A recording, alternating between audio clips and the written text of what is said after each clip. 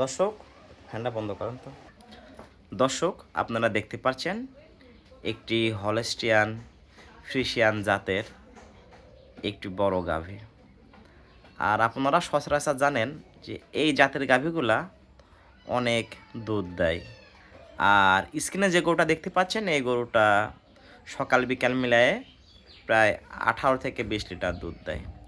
কিন্তু খামারি একটু অসচেতনতার কারণে, একটু অজানার কারণে আজকে এই অবস্থা দেখতে পাচ্ছেন। গাভীটার ম্যাস্টাইটিস রোগ হয়ে গেছে, উলান ফুলে গেছে, উলানের যে অবস্থা।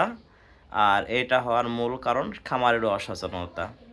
বাসায় অন্যান্য কাজের চাপ থাকার কারণে উনি নির্দিষ্ট টাইমে উলান থেকে দুধ দহন করতে পারে নাই। আর এই ম্যাস্টাইটিস রোগের মূল কারণ উলান থেকে নির্দিষ্ট টাইমে দুধ দহন না করা।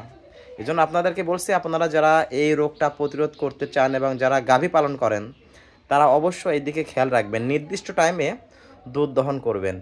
এবং গরুকে যখনই দুধ দহন করবেন, দুধ দহনের পরপরই তাকে সামনে খাবার দিয়ে দেবেন, যেন গরু আর শুইতে না পারে। গরু যদি খাবার খায় তাহলে আবার যে বাতের যে ছিদ্র মোটগুলা তাহলে কিন্তু বন্ধ হয়ে যায়।